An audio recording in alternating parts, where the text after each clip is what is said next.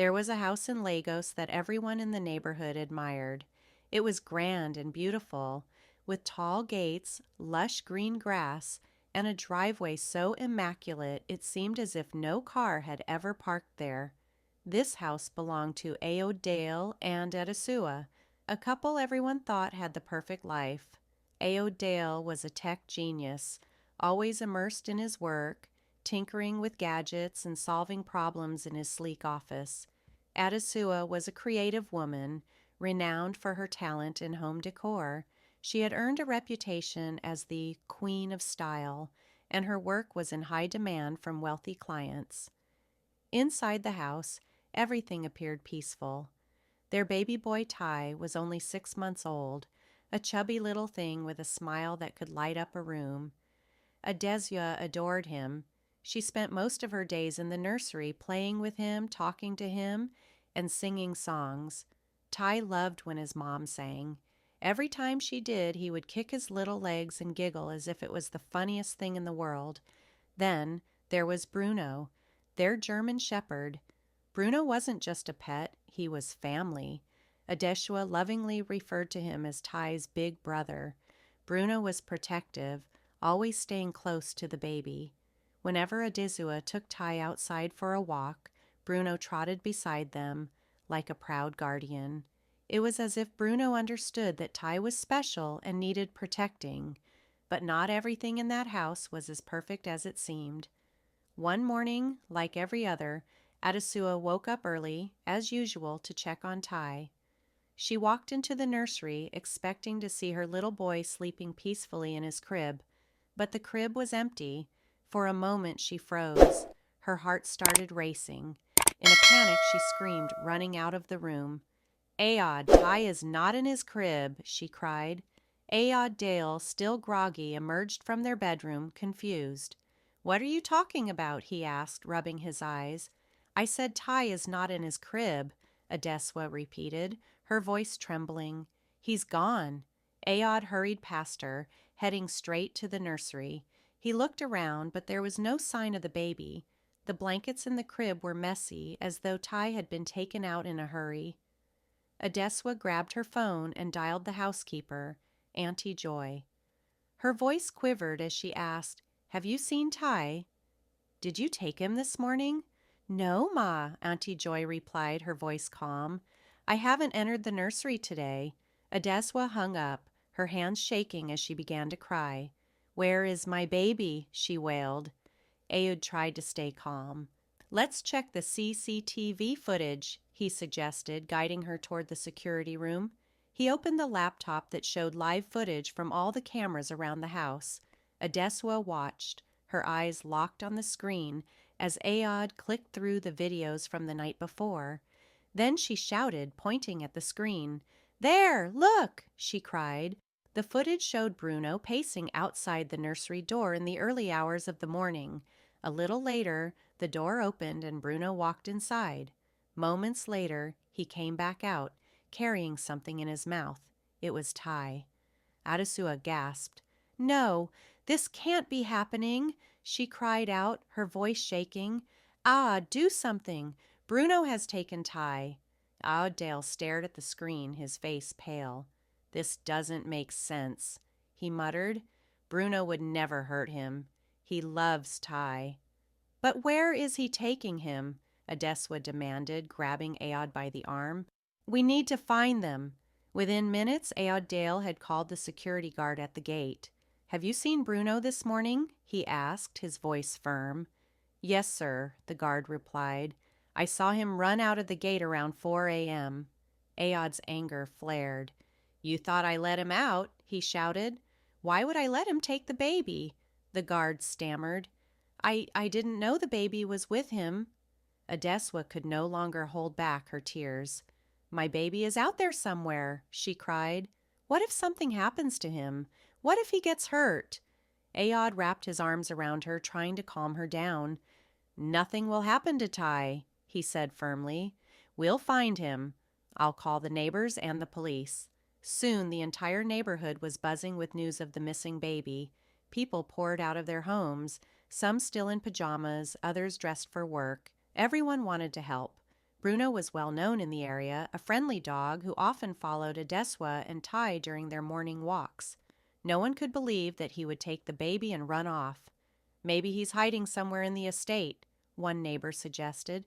No, he's smart, another said. He must have gone somewhere on purpose. Adeswa didn't want to hear any guesses. She just wanted her baby back. Please, let's just find him, she begged, her voice breaking. Hours passed and the search grew wider. The police arrived and began scouring the area. Neighbors and friends joined the search, hoping to find any trace of Tai or Bruno. But as the sun set, there was still no sign of them. Adesua clung to Aod, praying for their son's safe return. Every minute felt like an eternity, and the fear that something terrible had happened gnawed at her heart. What could have made Bruno do such a thing? Why would he take Tai? No one knew the answers, and the silence between them felt heavy. As the search continued, the question on everyone's mind was the same. Where was Tai? And most importantly, why had Bruno taken him? Adeswa's heart was torn, but she refused to give up. She knew she had to keep hoping, keep searching, and never stop believing that somehow her little boy would come back to her. Adeswa was deeply focused, replaying the CCTV footage over and over again, her mind racing. This doesn't add up, she whispered to herself. Why would Bruno do this? As she watched the footage once more, something caught her eye. Bruno didn't act like a dog that had gone wild. He wasn't frantic, scared, or panicked. He was calm, controlled, and focused. He seemed as if he knew exactly what he was doing. She paused the video and stared at the screen, her voice barely a whisper. "What are you up to, Bruno?" At that moment, Aod Dale returned home, sweaty and frustrated. "We couldn't find him," he said, slumping down onto the couch. Adesua turned to him, her eyes red from crying. She was barely holding it together. "I want to see the footage from all the cameras, not just the nursery," she said, her voice shaking. Aod looked at her, sounding exhausted. "Why?" "Because something doesn't feel right about this," she replied, her tone desperate. "I need to see where he went and how he got out." Aodil sighed heavily but agreed. Together, they went through the footage from the gate, the backyard, and even the streets outside. What they saw sent a chill down Adeswa's spine. At one point in the video, Bruno stopped near the gate, looking back at the house as if waiting for something or someone. A few minutes later, he dashed out of the gate, still carrying Tai in his mouth. "Did you see that?" Adeswa asked, her voice shaking. "See what?" Aodale replied, avoiding her gaze. "Don't play dumb," Adesua snapped, her anger rising. Bruno looked back as if he was waiting for something. Someone let him out on purpose. Aodale's jaw tightened, his expression hardening. "You're being paranoid. Bruno's just a dog. He doesn't act like that unless someone trained him." Adesua's voice cracked as she shouted, "What are you hiding from me?" "I'm not hiding anything," Aodale snapped back. "You're letting your emotions cloud your judgment. Let me handle this." Adesua stared at him, her chest rising and falling with a mix of anger and fear. She didn't know exactly what was going on, but she knew something was terribly wrong. The day dragged on. Frustration gnawed at Adesua as people came and went, offering theories and suggestions. But none of them made sense to her. She kept replaying Bruno's calm, purposeful movements in her mind. That night, as she lay in bed next to Aodale, she couldn't sleep.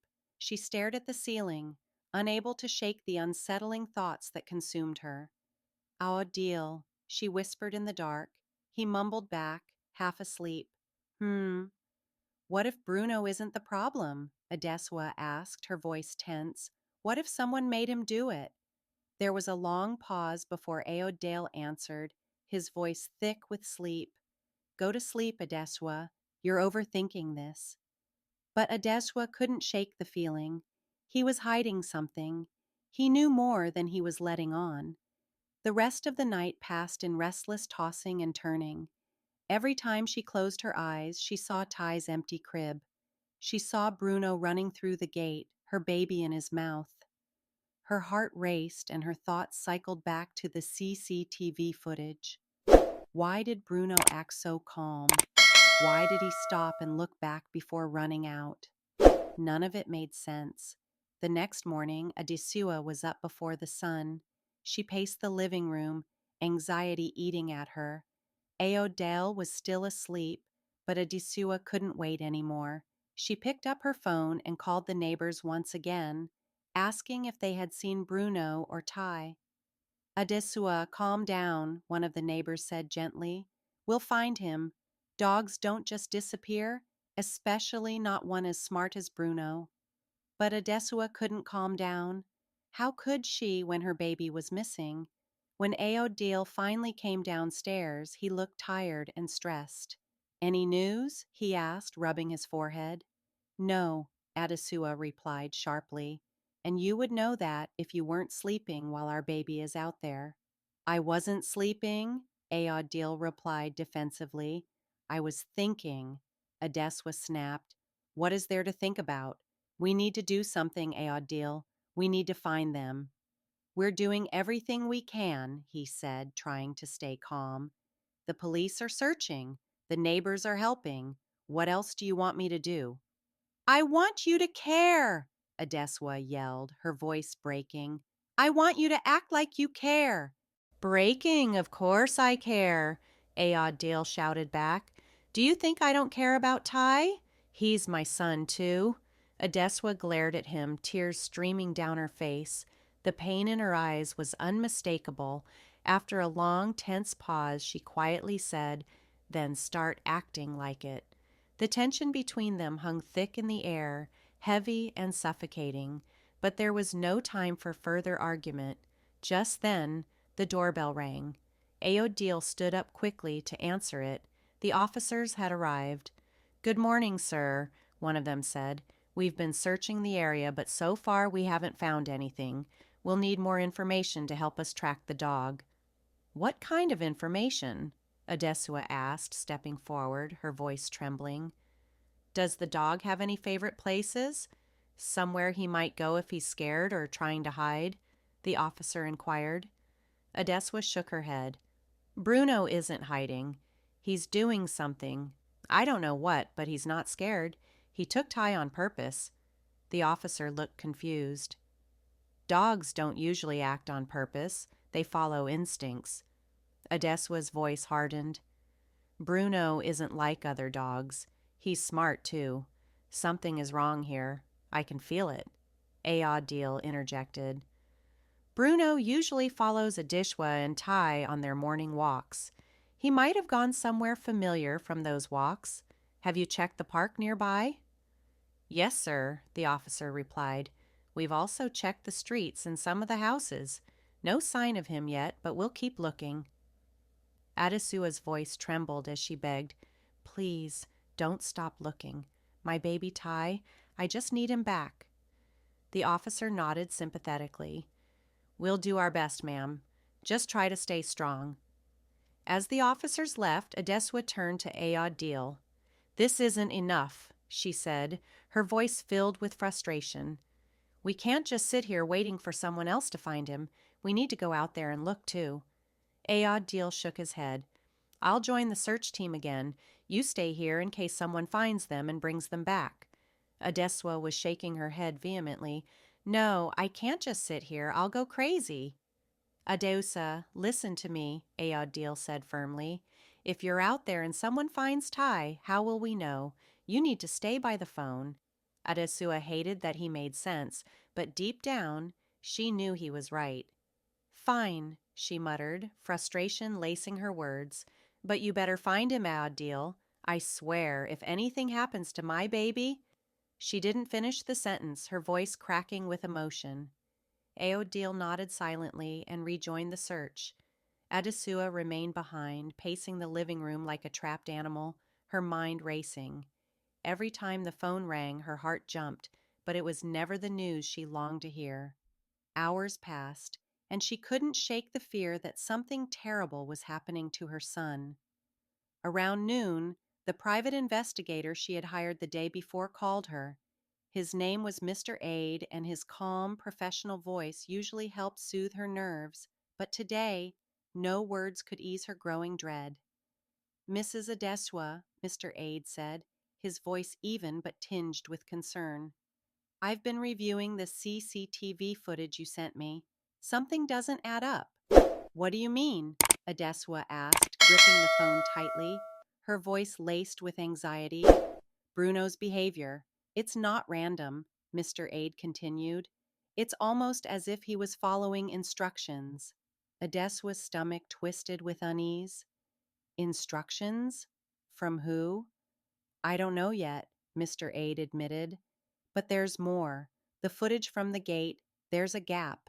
About 5 minutes of video is missing." Adeswa felt as though the floor had dropped out from under her. "Missing? How?" "Someone deleted it," Mr. Aid said, his tone grave. "It wasn't a glitch. Someone didn't want you to see what happened during those 5 minutes." Adeswa's hands were shaking as she hung up the phone. Her mind raced with 1,000 questions. Who would delete the footage? Why? And most importantly, what had happened in those missing 5 minutes? She tried not to jump to conclusions, but one thought kept creeping into her mind. Could it have been Ayodele? Could he have planned this? No, she whispered to herself, he wouldn't, couldn't. That's crazy. But the doubt gnawed at her, growing stronger with each passing moment. When Ayodele returned home that evening, he looked exhausted.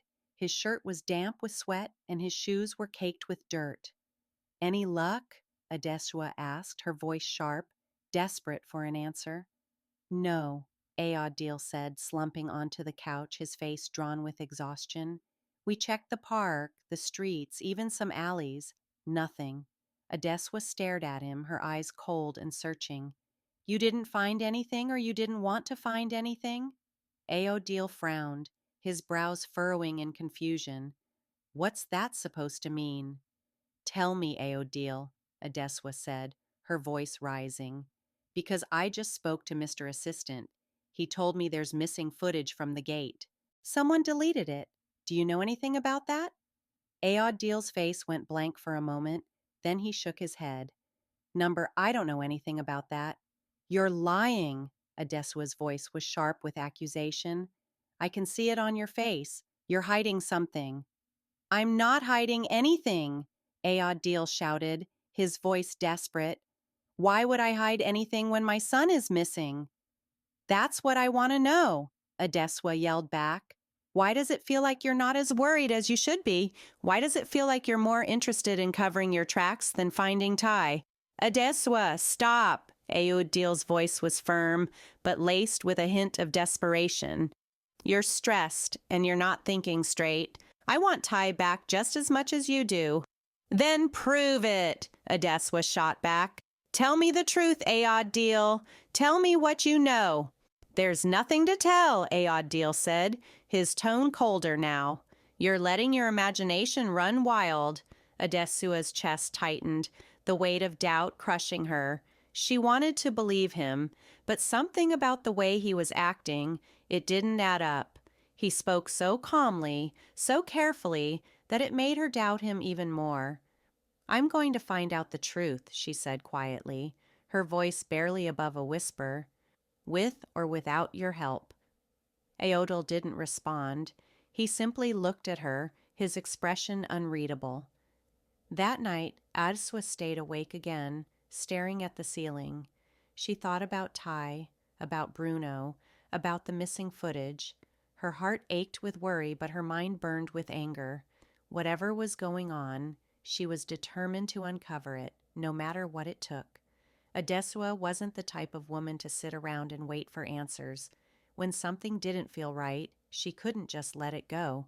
She was done with crying, done with pacing the house, done with feeling helpless. Now she needed action. The next morning, she sat in front of her laptop in the security room, determined to figure out what was going on. The missing 5 minutes of footage haunted her. Who would delete it? Why? The more she thought about it, the more it felt like Aodil wasn't telling her everything. The door opened and Aodil walked in, holding a cup of coffee. He looked like he hadn't slept much either. "What are you doing?" he asked cautiously. Adeshwa didn't even look at him. "I'm watching the CCTV footage again," she said flatly. "Adeswa, we've already looked at it 100 times," Aodil said. "There's nothing new to see." Adeswa shot back without missing a beat. "There's nothing new you want to see?" Aodil frowned, confused. "What's that supposed to mean?" Adeshwa turned to face him, her expression sharp. "It means I don't trust you, Aodil. Not anymore." Aodil's jaw tightened. "You're letting your emotions get the best of you," he said, trying to stay calm. "Don't dare tell me how to feel." "I'm not the one who gets to decide that," Adeswa snapped, her voice rising. "My baby is out there, and you're acting like this is just another problem you can solve with your calm little excuses. I want answers, real answers." Aodil's face twisted with frustration. "I've told you everything I know." "No, you haven't," Adishwa yelled, standing up. "You've been lying to me from the start. You knew about the missing footage, didn't you?" Aodil hesitated for just a second. That split second was all Adishwa needed. "I knew it," she said, her voice trembling with anger. "You're hiding something. What did you do, Aodil? What aren't you telling me?" "Nothing," Aodil shouted, his voice breaking with tension. "I didn't do anything. I don't know what happened to the footage."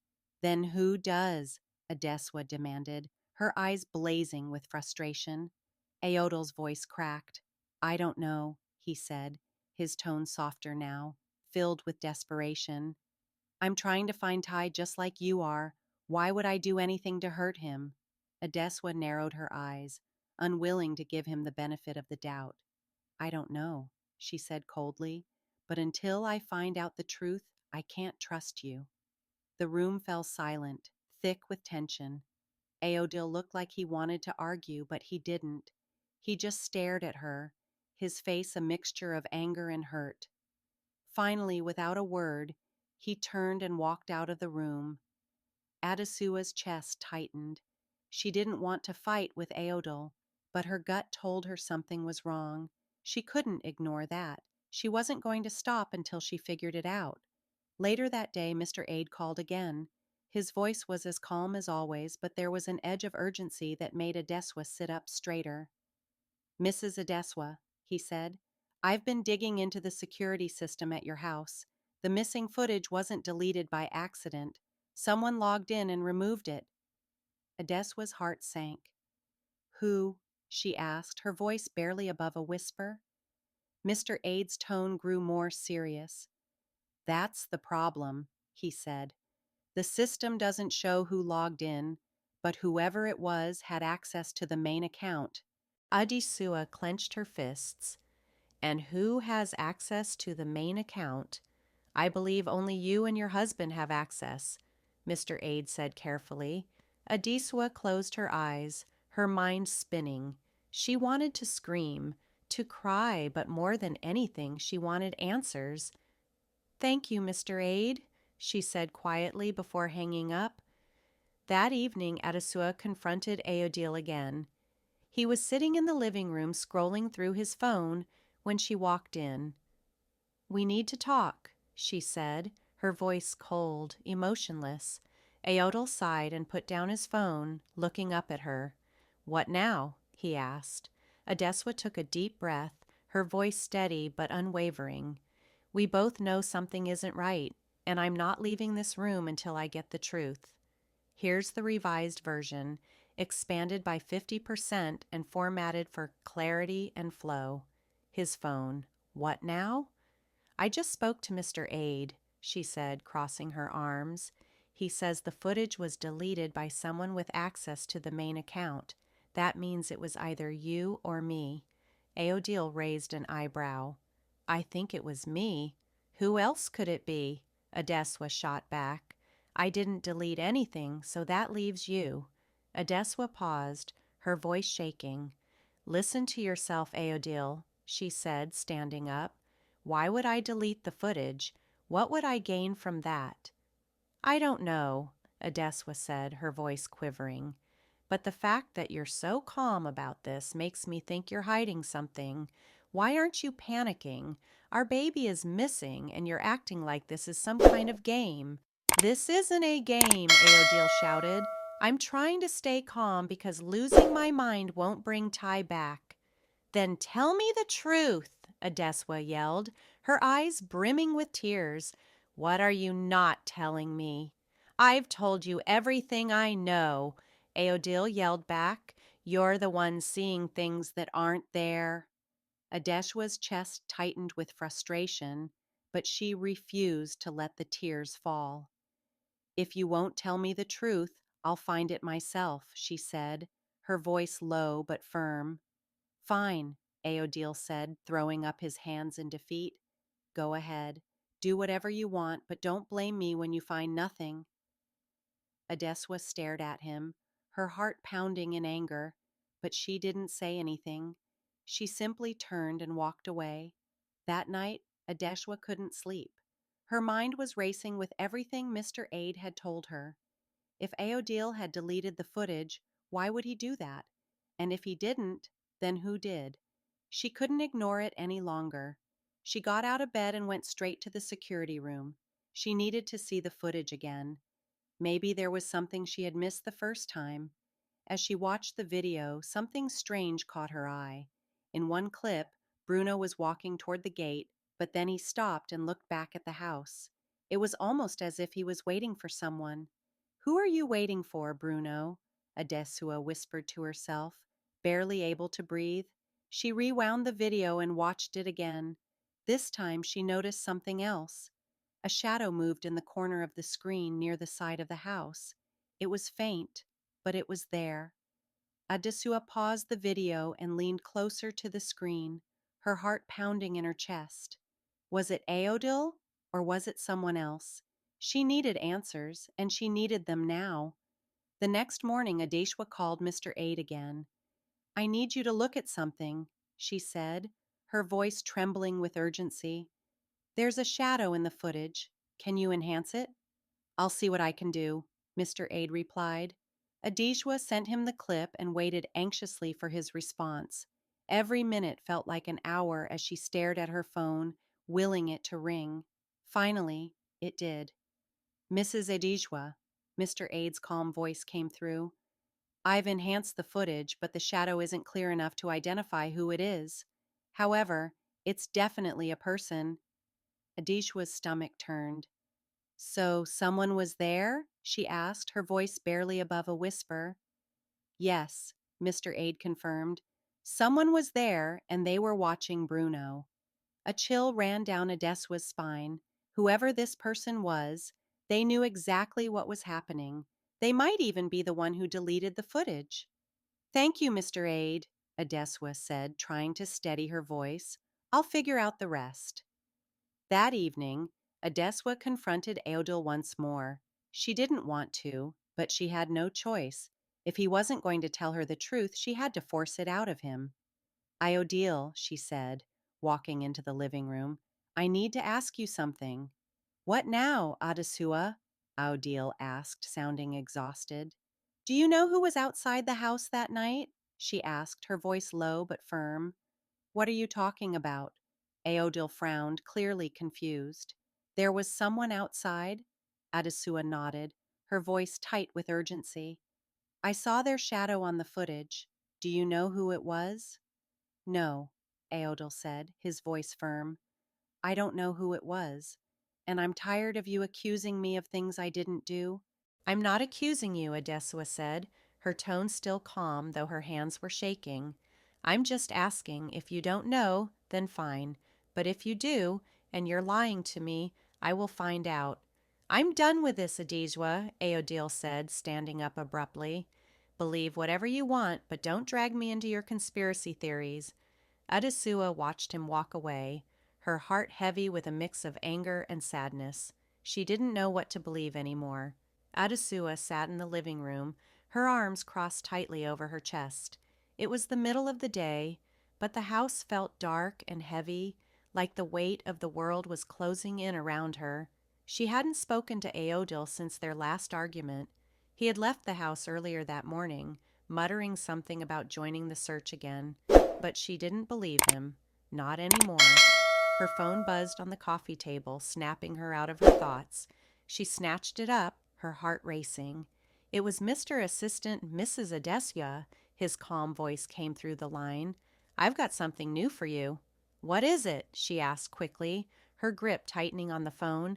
"I traced a few phone calls made from your husband's number in the past week," Mr. Ade said. "There's one number that stands out. It belongs to a woman named Kimi Arabo." "Kimmy?" Adeswa repeated, frowning. The name didn't ring any bells. "Yes," Mr. Ade continued. "She's been in contact with your husband multiple times. The last call was just 2 days before your baby went missing." Adeswa's stomach churned with a sinking feeling. This was the clue she had been looking for. Churned? Who is she? "I'm not entirely sure yet," Mr. Ade admitted, his voice tinged with uncertainty. "But I did some digging. She used to be close to your husband in university. I'll send you her address." Adeswa stared at the phone in her hand, her mind racing. "Thank you, Mr. Ade," she said quietly, her words barely above a whisper. As soon as the call ended, she grabbed her car keys with determination. She didn't bother calling Aod. Whatever this woman knew, she was going to find out herself. The drive to the address Mr. Ade had sent was tense. Adu's mind was flooded with questions. Who is Kay? Why had Aodil been calling her? And most importantly, did she have anything to do with Ty's disappearance? When she finally arrived, she parked her car on the side of the road and stared at the house. It was a modest bungalow with a small garden out front. There was nothing particularly suspicious about it, yet Adeswa's heart pounded in her chest. She took a deep breath, trying to calm herself. She got out of the car and walked toward the door. Her hands trembled as she knocked. A few moments later, the door opened. A woman stood there, her expression cautious. She was slim, with dark skin and short hair, appearing to be in her mid-30s. There was something guarded in her eyes, something that made Adeswa uneasy. "Yes?" the woman asked, her voice steady yet wary. "Are you Kay?" Adeswa asked, trying to keep her voice from shaking. Kay's eyes narrowed slightly, studying her. "Who's asking?" "I'm Adeswa," she replied, her voice firm now. "Aodil's wife." For a brief moment, Kay's face froze, her eyes widening ever so slightly. Then, just as quickly, she regained her composure.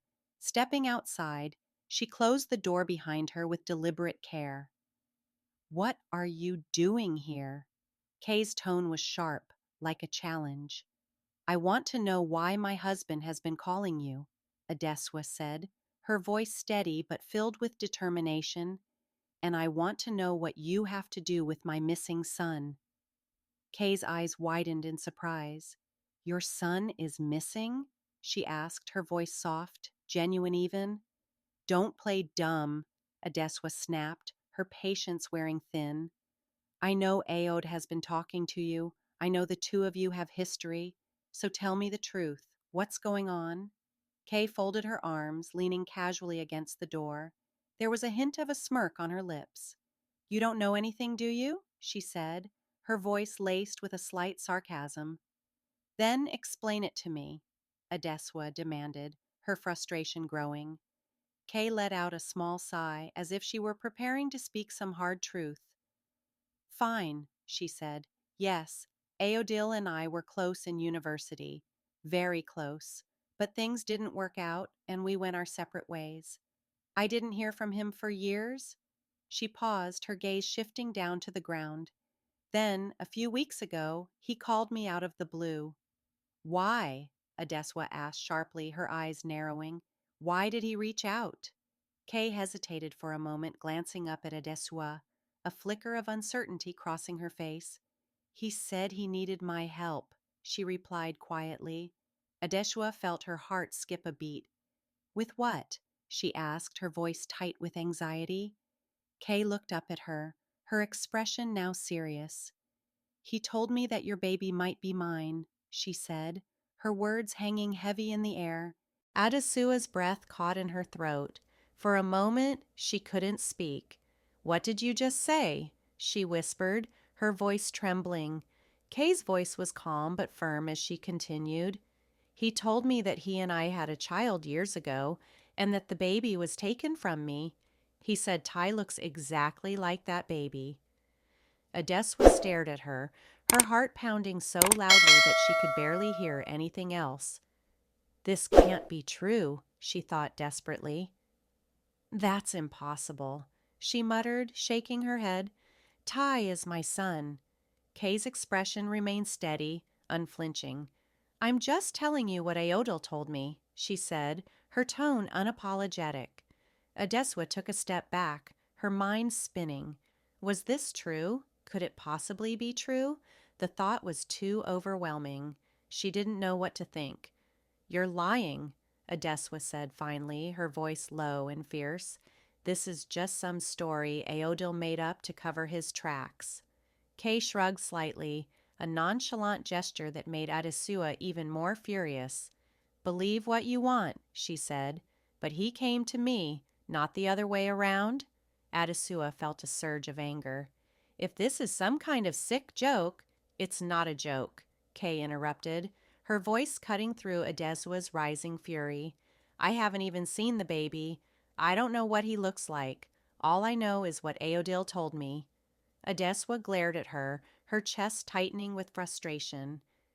"If you're lying to me—" "I'm not," Kay said simply, her voice cool and unfazed. Adesua stormed back to her car, her heart racing, her mind in chaos. She sat there for a moment, gripping the steering wheel tightly. Her chest felt tight and her head was spinning. What is Aodil doing? Why would he say something like that to Kay? She needed answers, and there was only one person who could give them to her. When Adeswa finally got home, she found Aodil sitting in the living room, staring at his phone. He looked up when she walked in, his expression cautious. "Where were you?" he asked, his voice guarded. "Where do you think?" Adeswa snapped, her anger still simmering. Aodil frowned, his confusion evident. "What's that supposed to mean?" "It means I went to see Kay," Adesua said, crossing her arms, her tone sharp. "And you will not believe what she told me." Aodil's face paled slightly, but he quickly masked his reaction. "You went to see Kay?" he asked, his voice tinged with concern. "Why?" Adesua's patience snapped. "Don't act dumb, Aodil," she said, her voice rising. "She told me everything, about the phone calls, about what you said to her regarding Ty." Aodil stood up, his expression now serious. "Adesua," he began, his voice low, "let me explain. Listen to me." "No, you listen," she shouted, her voice cracking with a mix of disbelief and rage. "How could you tell her something like that? How could you lie to her about our son?" "It wasn't a lie," Aodil said quietly, his voice calm, almost too calm for the gravity of the situation. Adesua froze, her heart pounding in her chest. "What did you just say?" she whispered, as if not wanting to hear the words she feared. "I said it wasn't a lie," Aodil repeated, his voice strained, almost defeated. Adesua's eyes widened, her chest tightened painfully, and her mind began to race. "You're telling me that Ty isn't my son?" "I don't know," Aodil admitted, his voice cracking under the weight of the truth he was trying to avoid. "That's what I was trying to figure out." Adesua felt as though the floor beneath her was falling away. The air grew thin, and her legs felt weak. "What are you talking about?" she whispered, the words barely leaving her lips. Aod rubbed his face, exhaustion evident in his every movement. "Years ago, before we got married, Kay and I had a child, or at least, I thought we did. But the baby died, or at least, that's what I was told." Adesua's breath caught in her throat. "Then, when Ty was born, he looked so much like that baby," Aodil continued, his voice barely audible. I started to wonder if maybe the baby wasn't dead. Adeshwa could hardly breathe. "What are you saying?" she demanded, her voice trembling. "What are you trying to tell me?" Aod Dale's face was filled with regret, his eyes clouded with uncertainty. "If maybe he was taken and given to us," he whispered. Adasua's mind reeled. "How could you even think that?" she whispered, barely able to hold back her tears. "How could you even entertain the thought?" Aod Dale looked away, his guilt weighing heavy on his shoulders. "I didn't want to believe it," he said, voice hoarse. "But the resemblance, it was too much. I had to know the truth." "So you went behind my back?" Adesua's voice turned cold as ice. "You went to Kay and told her Ty might be hers?" Her words felt like daggers, piercing the fragile silence. "Do you have any idea what you've done?"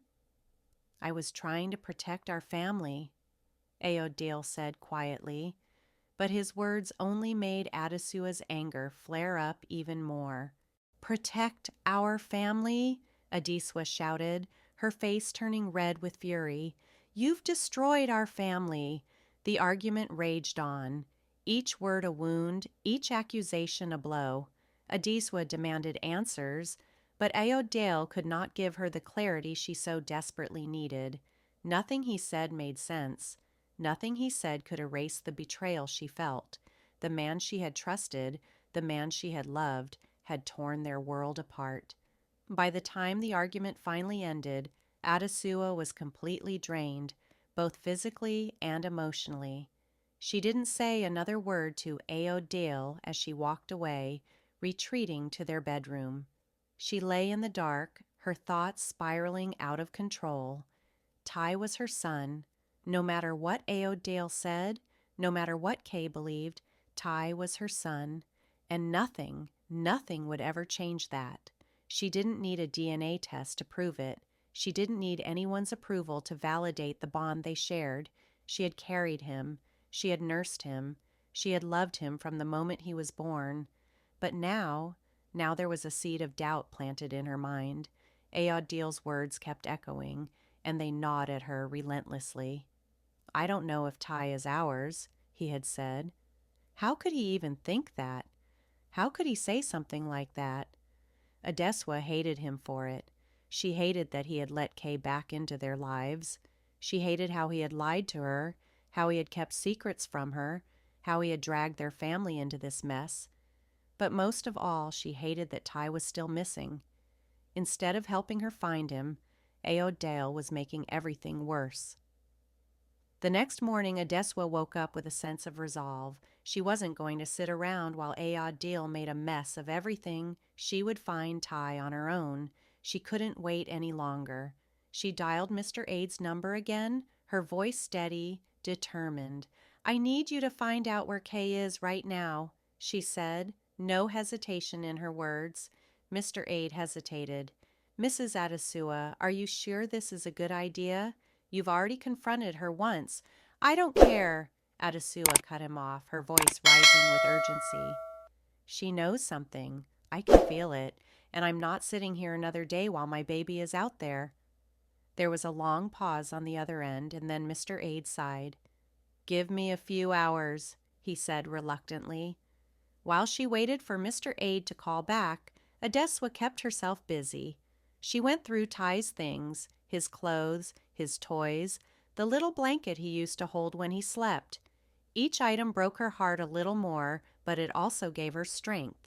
She touched everything with a kind of reverence, as if by doing so, she could hold on to the last pieces of him. She paused in front of a framed photo of Ty on the living room shelf. His big, toothless smile stared back at her, full of innocence and joy. A tear slid down her cheek, but she wiped it away quickly. "I'm going to find you," she whispered. "I promise." By the afternoon, Mr. Aid called her back. "Kay's at home," he said, his voice calm. "Same address as before." Adesua didn't hesitate. She grabbed her keys and headed out the door without telling Aod Dale where she was going. She didn't care if he even noticed she was gone. When she arrived at Kay's house, she didn't waste any time. She knocked on the door, hard and fast, her heart pounding in her chest. Kay opened the door with a look of annoyance. "What now?" she asked, her tone sharp. "We need to talk," Adeswa said firmly, pushing past her and stepping into the house without waiting for permission.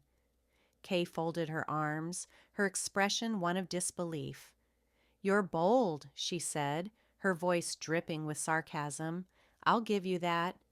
"I'm not here to play games, Kay," Adeswa said, her eyes narrowing with determination. "Where is Ty?" Kay's eyebrows shot up in surprise. "Excuse me?" she asked, her voice now defensive. Adeswa's voice rose, barely holding back the fury inside.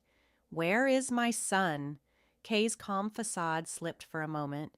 "I don't know what you're talking about," she said, her tone dismissive. "Don't lie to me," Adeswa spat, her voice cutting through the tension like a knife. "I know you're involved in this. I know A.O. Dale came to you. He must have told you some ridiculous story about Ty being your child. Stop pretending and tell me the truth." Kimmy's expression remained unchanged. "I told you before I haven't even seen the baby," she said firmly, "and I don't know where he is." Aodil stepped closer, her eyes blazing with fury. "If you're lying, Kay, I swear." "Swear what?" Kimmy interrupted sharply. "What are you going to do?" The tension between them was palpable. Kimmy's voice was steady, almost cold, as she continued, "What do you want from me, Iodil? You barged into my house accusing me of things I didn't do. What exactly are you hoping to find?" Aodil's breath caught in her throat. Her voice cracked as she said, "I want my baby." For a moment, Kimmy's expression softened.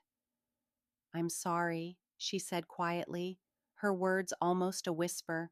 "I really don't know where he is." Tears threatened to spill from Aodil's eyes, but she held them back with fierce determination. Without saying another word, she turned and stormed out of the house. As she drove home, Aodil's mind was a whirlwind of conflicting thoughts. Kimmy's calm demeanor had shaken her, but it hadn't convinced her. There was something off about the entire situation. She couldn't shake the nagging feeling that Kimmy knew more than she was letting on. Why won't she just tell me the truth?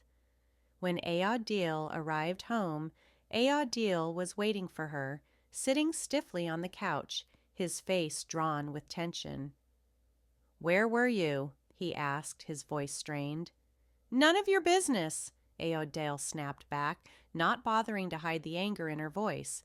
Aodil stood up, his face hardening. "We need to talk." "I don't want to talk to you," Aodil said, brushing past him. "You went to see Kay again, didn't you?" Aodil called after her. "So what if I did?" She turned, her frustration boiling over. "Why can't you just leave her alone?" Aodil was insistent. "She has nothing to do with this." "How do you know that?" Aodil demanded, her voice rising. "How do you know she's not involved?" "Because I know her," Aodil replied, his tone firm. "She wouldn't do something like this." Aodil let out a bitter laugh. "Oh, you know her so well? Is that supposed to make me feel better? You've been lying to me from the very start, Aodil. Why should I trust anything you say?" "I'm not lying." Aodil's voice rose in frustration. "Then tell me the truth," Aodil shouted, her voice breaking. "Tell me everything." "I already told you everything," Aodil replied, his voice colder now. "You just don't want to believe me because your story doesn't make sense." Aodil's anger flared. "You never make sense. None of this does," she yelled, the argument escalating rapidly. Their voices filled the room, both of them shouting over each other, cutting words like sharp knives. Aodil accused Aodil of betraying her, of bringing Kay into their lives, of putting their family at risk.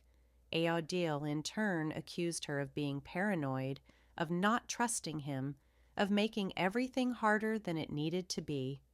By the time the argument reached its peak, both of them were exhausted. Aodil, drained and emotionally spent, went to bed without saying another word. Her heart felt heavy, burdened by the weight of anger, sadness, and unanswered questions. The next morning, Aodil woke up with a renewed sense of determination. She no longer cared what Aodil said or what Kimmy claimed. She was going to find Ty, no matter what it took. She called Mr. Aid again, her voice steady and purposeful. "I need you to dig deeper into Kimmy's background," she said. "I need to know everything about her, where she's been, who she's been talking to, what secrets she's hiding." As she waited for Mr. Aid's report, Aodale focused on the one thing that kept her going, Ty. She spent hours staring at his photos, replaying videos of his laughter, and reminding herself why she couldn't give up. He was her son, and she would do whatever it took to bring him home. Later that day, Mr. Aid called with new information. "Mrs. Aodale," he said, his voice low and cautious. "I've been following Kimmy closely, and I think I've found something." Aodale's heart raced. "What is it?" she asked, her voice urgent. "She's been meeting with someone," Mr. Aid replied.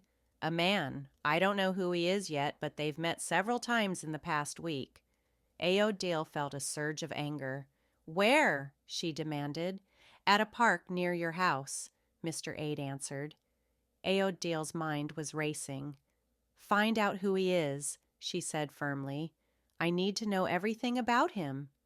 "I'm already on it," Mr. Aid assured her before hanging up. As Aodale sat back, her thoughts were spinning. Whoever this man was, he had to be connected to Kimmy, and maybe even to Ty. She didn't know how yet, but she was determined to find out. That evening, she confronted Aodale again.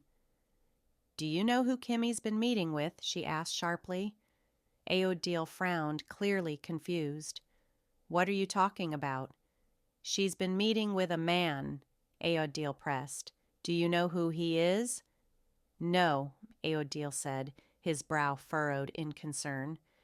Adasua's voice was firm as she spoke, her resolve unshakable. "I don't care," she said. "I told you, Kimmy has nothing to do with this." Aodale's eyes narrowed, his tone cold and dismissive. "I don't believe you," Adeswa snapped back. Aodale didn't flinch.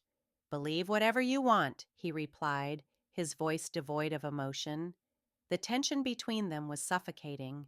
The air crackled with distrust, but Adeswa, exhausted from trying to reason with him, felt a cold wave of finality wash over her. She was done trying to work with him. From this point forward, she was going to do things her way.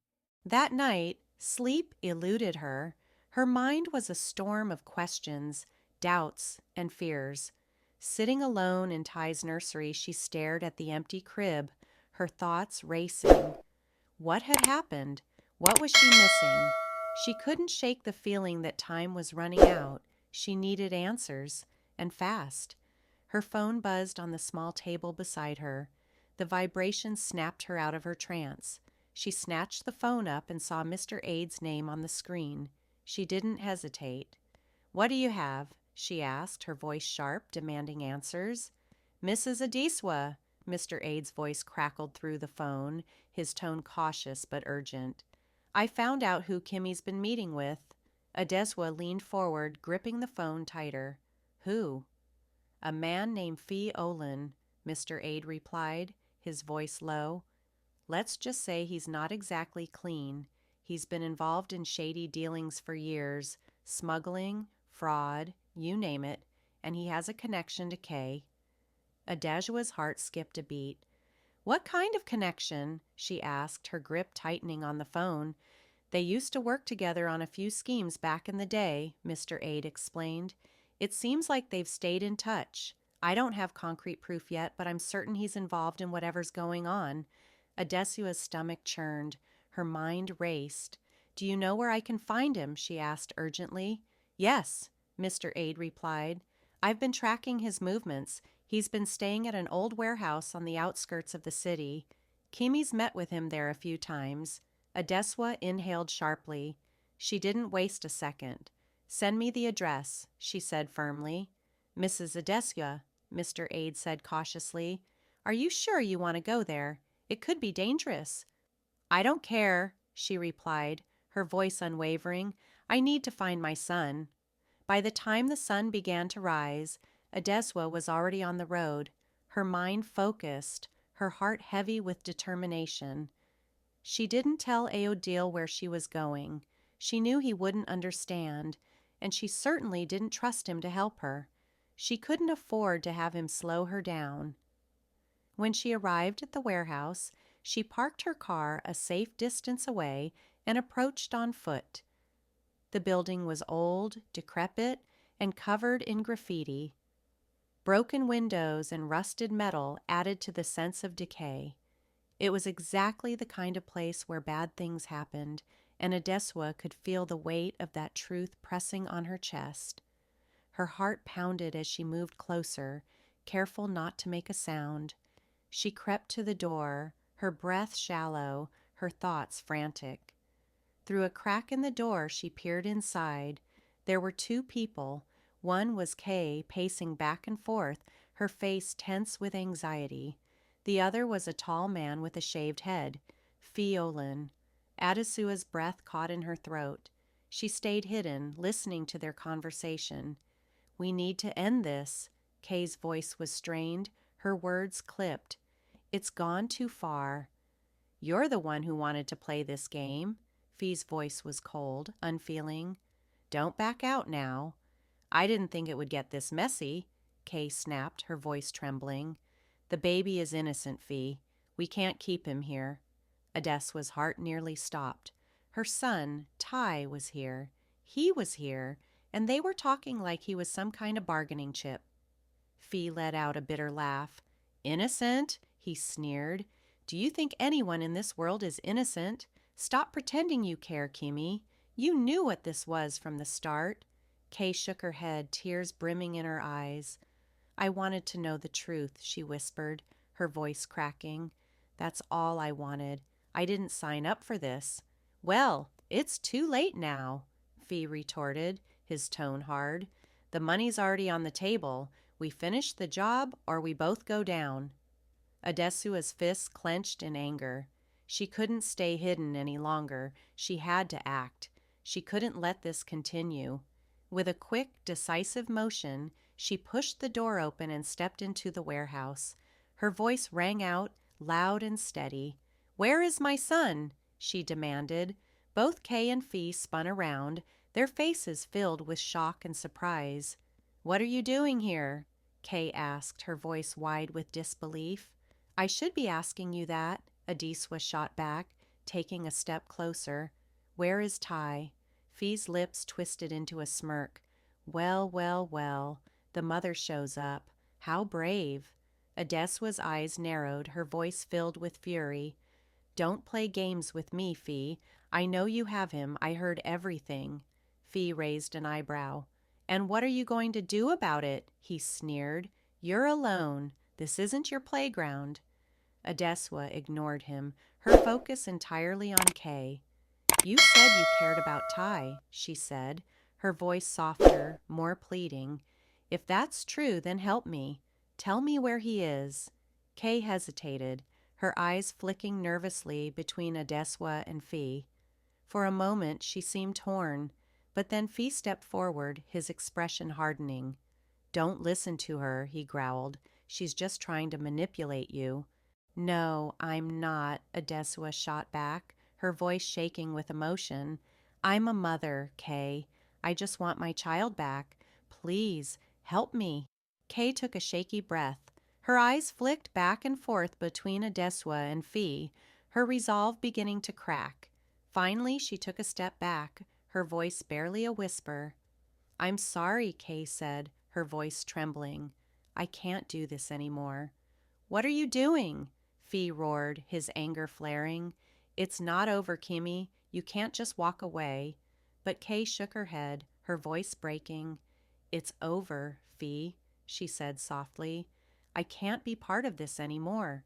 He lunged toward her, but before he could reach her, Bruno burst into the room. The German shepherd growled fiercely, positioning himself between Adesua and Femi. Adu's heart leapt. Bruno, she cried, relief flooding her voice. The dog's presence threw Femi off balance, causing him to stumble back, cursing under his breath. Where did that dog come from? Femi muttered angrily. Adeswa didn't wait to find out. She turned to Kay, her voice urgent. Where is Ty? Kay pointed toward a small room at the back of the warehouse. He's in there, she said. Without hesitation, Adesua ran toward the room, tears streaming down her face. She threw open the door and found Ty lying on a makeshift bed.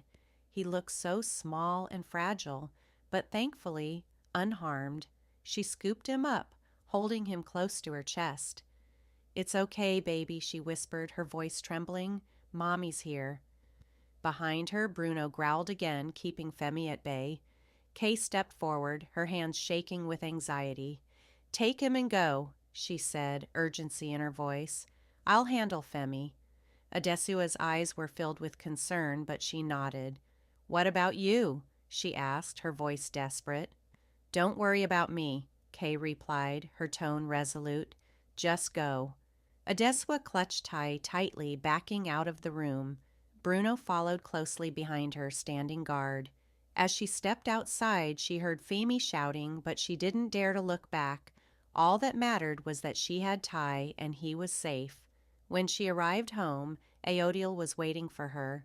His face lit up with relief as he saw Ty in her arms, but Adesua didn't stop to talk. She brushed past him and went straight to the nursery, laying Ty down in his crib. She paused for a moment, gazing down at her son, who was now safely resting. Aodiel, she said, her voice cold and distant. What happened? How did you find him?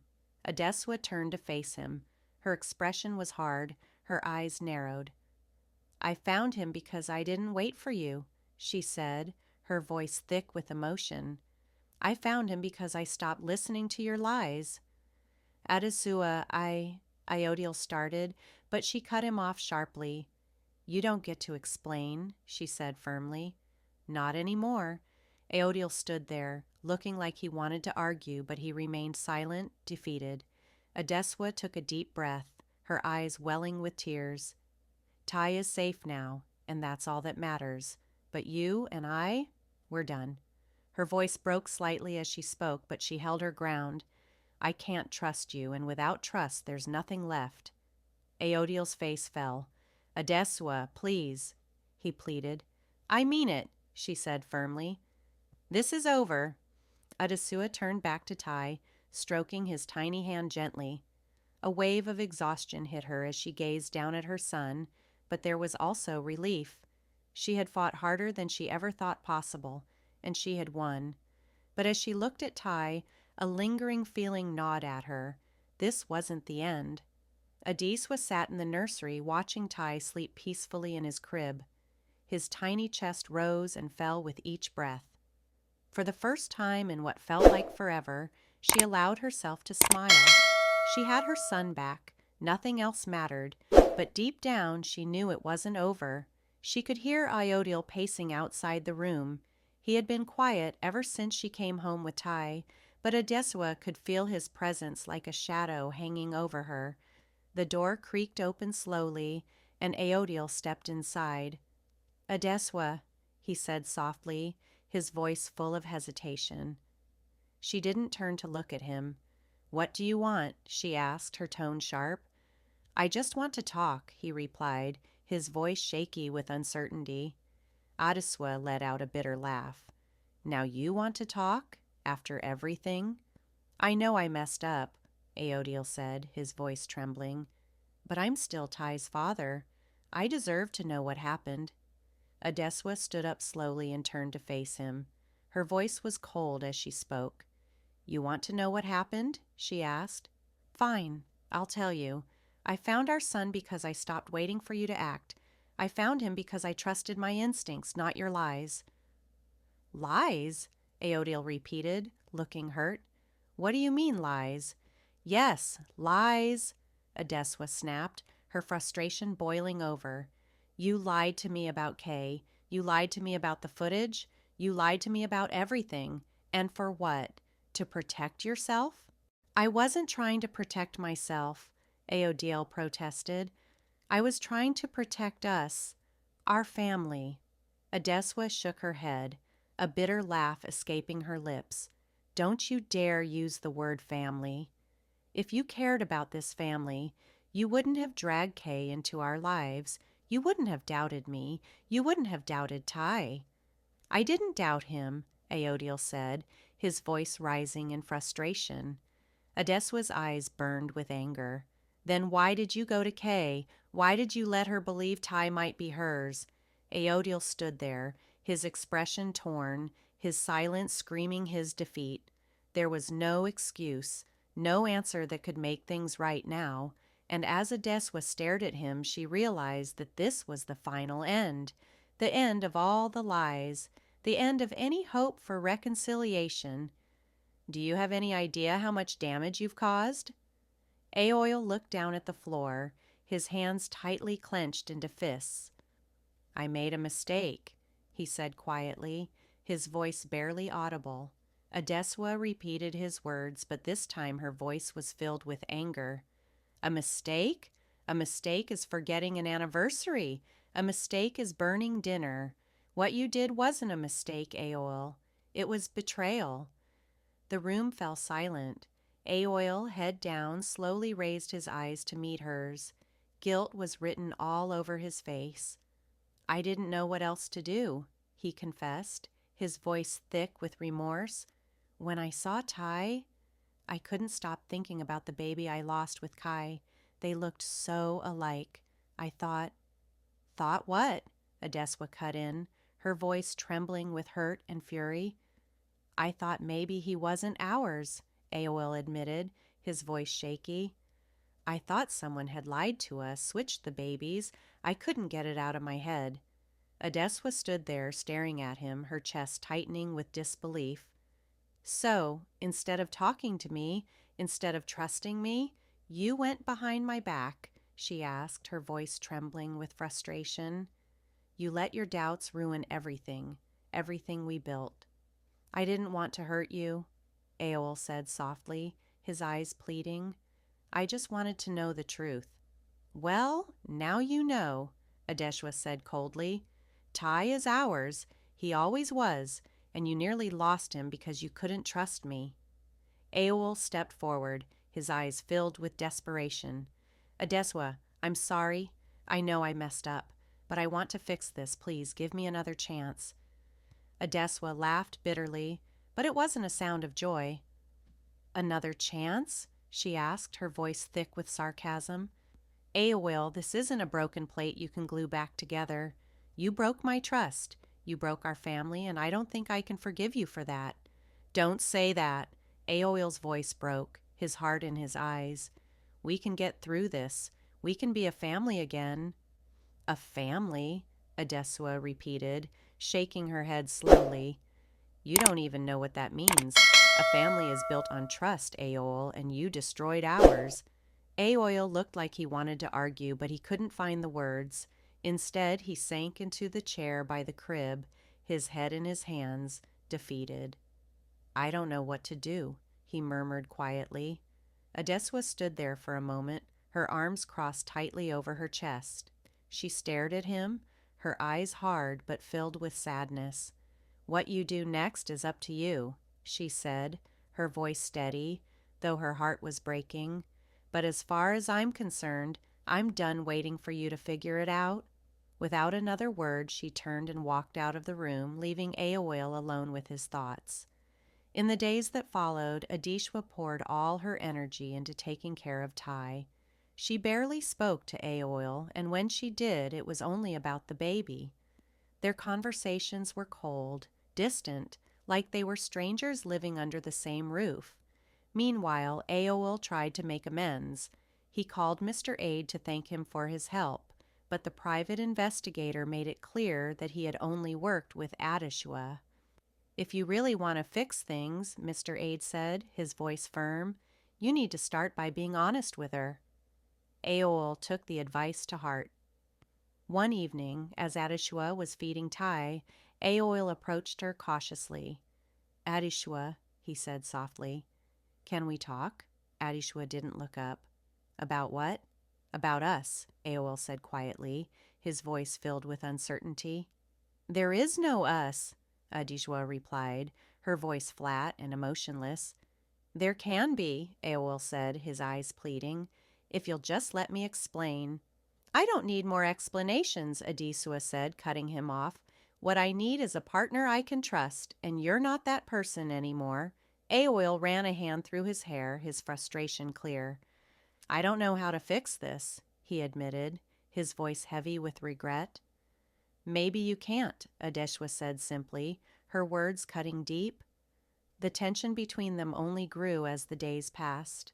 Aoil started spending more time outside the house, unable to face the woman he had betrayed. Adesua, on the other hand, focused on rebuilding her life. She reached out to friends and family for support, leaning on them during this painful time. She also started looking into therapy, not just for herself, but for Ty as well. She didn't want her son to grow up in a home filled with anger and mistrust. One afternoon, as Adesua was packing some of Ty's clothes, she found an old photo album tucked away in the back of the closet. She opened it slowly, her heart heavy with nostalgia. The pictures showed her and Aol from happier times, their wedding day, their honeymoon, the day they brought Ty home from the hospital. Tears filled her eyes as she flipped through the pages. She had loved Aol once, with all her heart, and a part of her still did. But love wasn't enough anymore, not after everything that had happened. She closed the album, wiping her tears away. She knew what she had to do. That evening, Adeshwa sat Aowil down at the dining table. She had been avoiding this conversation for so long, but now it was time. Aowil, she said, her voice steady, I think we need to separate. Aowil's eyes widened, a mix of shock and disbelief on his face. What? He whispered. You heard me, Adeshwa said, her voice firm. This isn't working. We need time apart. Adeshwa, please, Aol begged, his voice desperate. We can work through this. I don't think we can, Adeshwa replied, her voice breaking. I've tried, Aol. I really have. But every time I look at you, all I feel is anger. The pain. It was unbearable. I can't live like this, and neither can Ty, Adeswa thought as she leaned forward, her hands clasped together tightly. I'll do whatever it takes, she said, her voice trembling. Just tell me what you need. I need space, Adeswa responded firmly, her words cutting through the tension. I need time to figure out what's best for me and for Ty. Right now, that means being apart from you.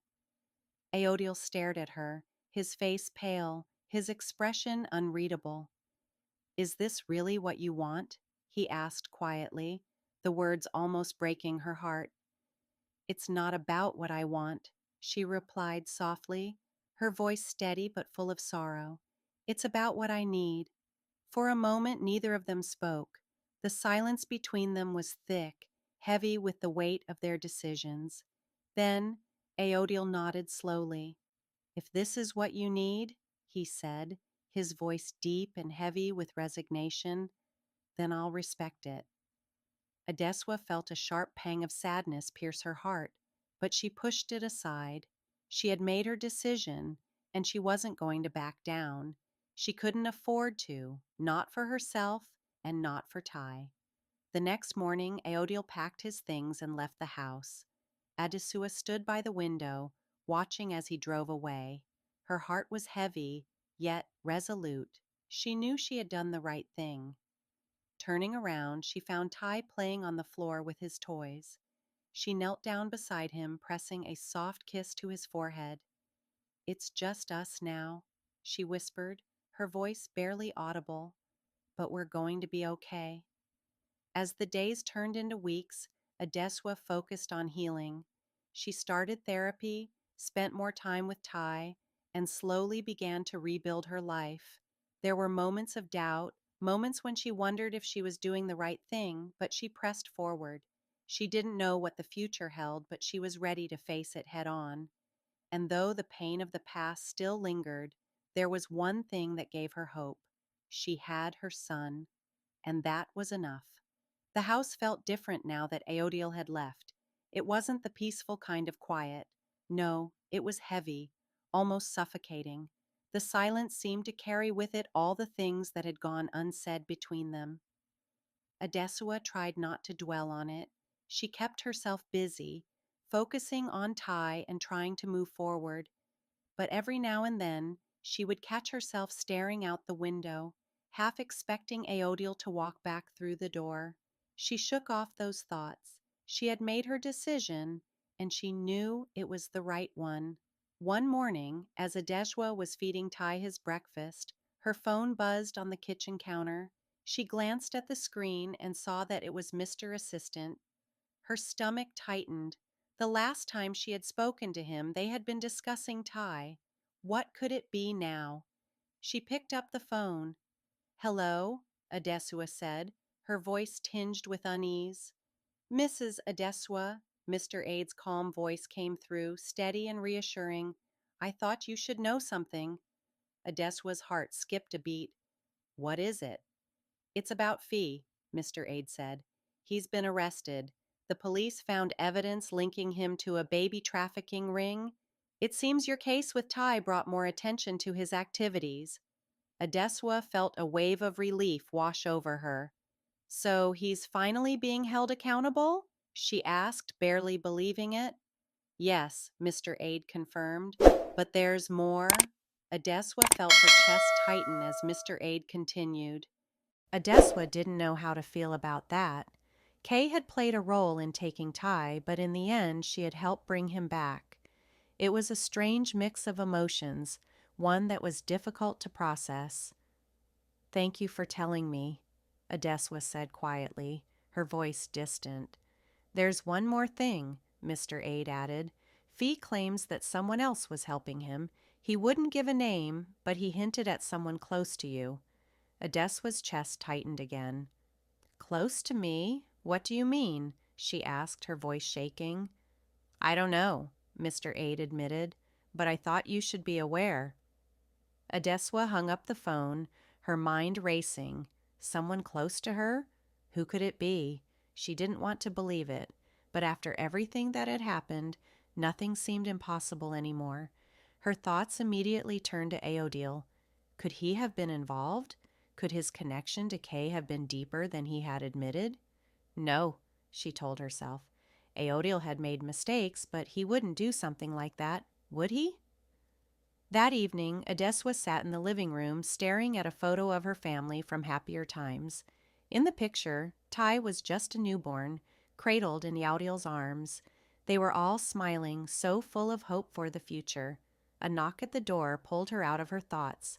She wasn't expecting anyone, and her heart skipped a beat. Who could it be? She walked cautiously to the door, her mind swirling with all the new information. When she opened the door, she found Aodil standing there. His face was weary, his shoulders slumped as if the weight of the world was pressing down on him. But there was something else in his eyes, a glimmer of determination that she hadn't seen before. It was different, sharper, as though something within him had changed. "Can I come in?" he asked, his voice soft but urgent. Adesua hesitated for a moment, her heart racing with uncertainty. Then, after a long pause, she stepped aside to let him in. She wasn't sure what to expect from him anymore. They sat across from each other in the living room. The silence between them was thick and uncomfortable, like a wall that neither of them knew how to break. Finally, Aodil spoke. "I heard about Femi," he said, his voice barely above a whisper. Adesua nodded, not trusting herself to speak. Mr. Ade had told her everything, the lies, the schemes, and Femi had even hinted that someone close to her might have been involved. Aodil's eyes widened in disbelief. "You think it was me?" "I don't know what to think," Adesua admitted quietly. "After everything that's happened, I don't know if I can trust you." Aodil leaned forward, his expression turning serious. "Adesua, I swear to you, I had nothing to do with Femi's schemes. I made mistakes, yes. I doubted you. I doubted TY. But I would never, ever put our family in danger. You have to believe me." "Why should I?" Adeswa's voice trembled with emotion. "Why should I believe anything you say after everything that's happened?" "Because I'm telling you the truth," Ayodil said firmly, his voice steady now. "I've done a lot of things I regret, but this isn't one of them. I love TY, and I love you. I want to fix what's broken." Adeswa looked away, her mind a swirl of conflicting emotions. She wanted to believe him, wanted to believe that the man she had fallen in love with was still there, somewhere beneath all the pain. But deep down, she knew that love alone wasn't enough to heal the wounds they had both suffered. "I don't know if we can fix this," she said quietly, her voice breaking. Ayodil's face fell. He reached out, his hand trembling slightly.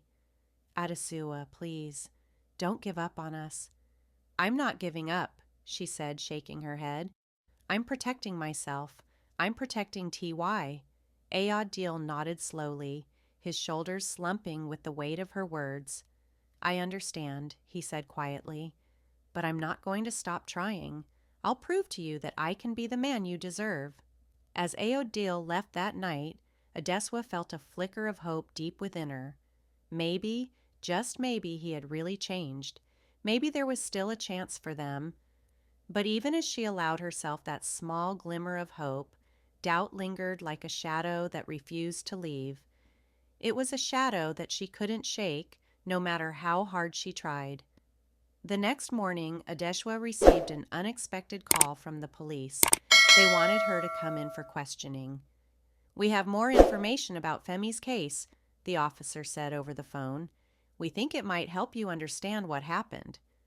Adeswa's heart raced as she drove to the station, anxiety twisting in her chest. When she arrived, the officer handed her a folder filled with documents. "These are records we recovered from Femi's warehouse," the officer explained. "They show payments made to various people involved in his operations. One of the names might surprise you." Adesua flipped through the pages, her hands trembling. Her eyes scanned the names until they froze. The name she saw made her blood run cold. It wasn't Ayodil. It was someone else. Someone she had trusted. Someone who had been in her life for years. She couldn't believe what she was seeing. "How is this possible?" she whispered, her voice barely audible. "We're still investigating," the officer replied. "But it seems this person was working with Femi for financial gain. We thought you deserved to know." Adesua nodded numbly, the weight of the revelation pressing down on her chest like a vice. She thanked the officer and left the station, her mind reeling. How could someone she had trusted, someone so close to her, be involved in something like this? When she got home, she sat in the nursery, holding Ty close. The betrayal cut deep, deeper than anything she had ever felt. But despite the pain, one thing was clear in her mind. She wouldn't let this break her. She had fought too hard to protect her son, and she wasn't going to stop now. As she rocked Ty to sleep, her thoughts turned to the future. It wouldn't be easy. She didn't know what lay ahead, but she was ready to face it. And no matter what came next, she would make sure that Ty grew up in a world where he was loved, protected, and safe. The world might have been crumbling around her, but she was determined that her son would never feel that pain. Whatever the cost, she would protect him with everything she had, no matter what.